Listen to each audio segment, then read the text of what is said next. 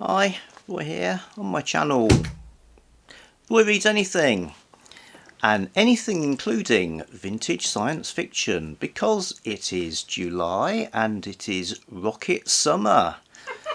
A great event devised by Michael K. Vaughan that's all to do with exploring vintage science fiction. And I wasn't sure I'd get to it, but I'm glad I have, because as an event it's got such a lovely evocative name. And I do like vintage SF, and there's lots I've never actually read. So for the first week, I've decided to try and do the prompt. The first week is something published before 1939.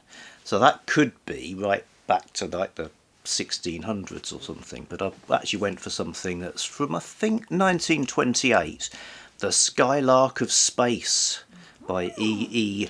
Doc Smith. So these E. Doc Smith books, I remember being all over the place when I was a teenager looking for science fiction. There are lots of them, and at the time Panther published them in the UK, and they had beautiful covers by Chris Foss. So Chris Foss is an artist who has done like tons of science fiction covers, master of the airbrush.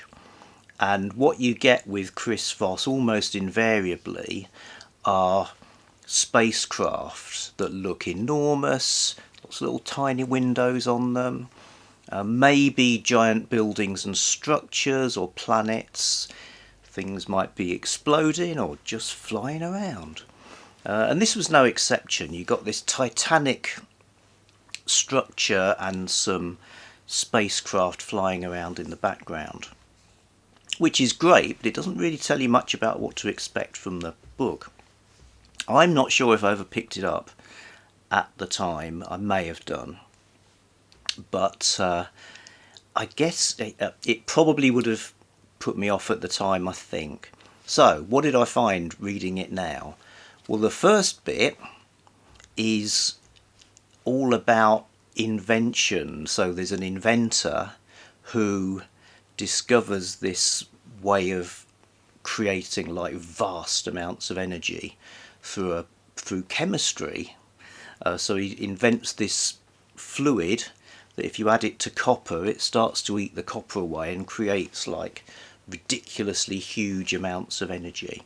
And it's bonkers science basically, because it's like, you know, it doesn't really bear any relation to anything, but that's really cool. So there's lots of stuff about pioneer inventors, what they call in the Encyclopedia of Science Fiction an Edison Age. So a sort of, you know, genre really where invention is the thing. And there's a bit of kind of crime going on as well, because there's good scientist and his friend who's like a bankrolling him, and there's an evil scientist who obviously wants to get the formula and will stop at nothing to get it. He almost does. He almost does. I mean, it's very pulpy.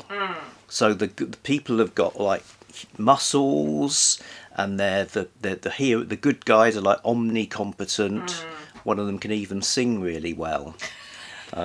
When it comes to it, it's necessary. I remember them when I worked in public libraries. There were shelves. Yeah. Because they tend to be series. I think there's this Skylark series. I think there's at least 4 of them.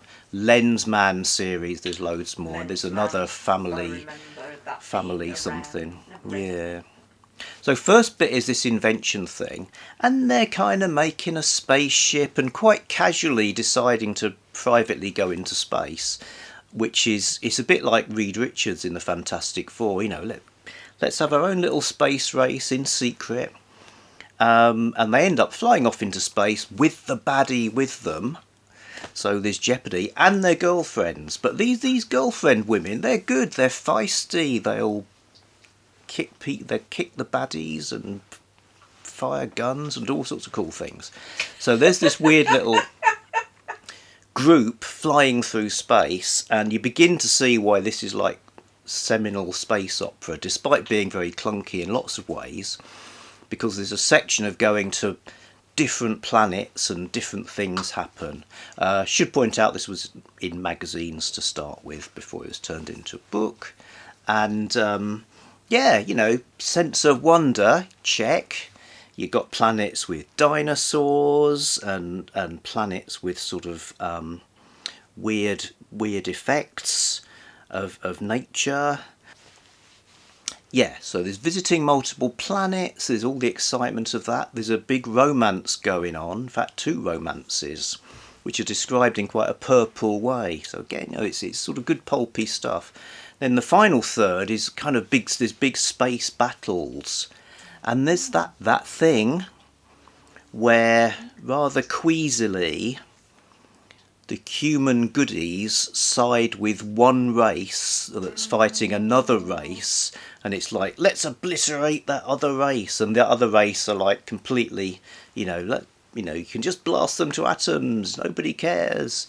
And there's a kind of a eugenics thing as well, not amongst the humans, but the race they side with, they worship Darwinism almost as a kind of as their religion.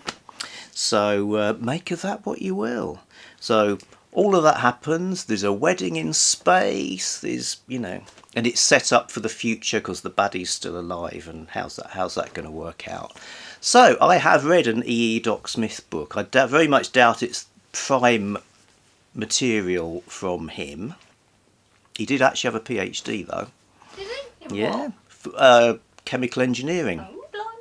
And he published in Food Science.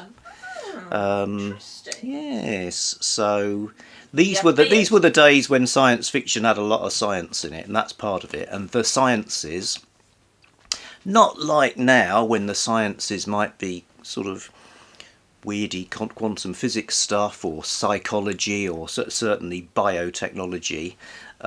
It's, you know, it's engineering and chemistry and solving problems, and let's make a great big steel thing and we'll have space suits made of fur and we can solve any problem.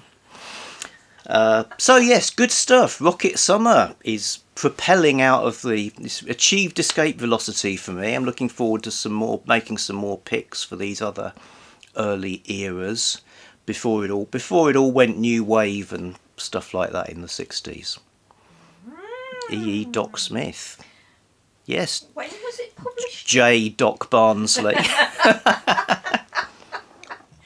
was it published? Well, the magazine version was the late 20s. Yeah, because eugenics was very... I mean, it wasn't just a right-wing madness of vile things.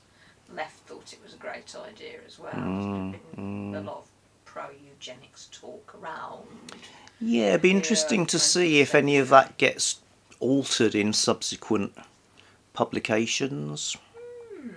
I think what I've learned about a lot of this vintage stuff is it's often been published in multiple forms, you know, magazine form, then a fix up as a book, and then maybe even changed again. Squeeze the pennies out. Well, there's that, yeah. Right, that's it for now. Back soon with something else. Bye. Rocket Summer.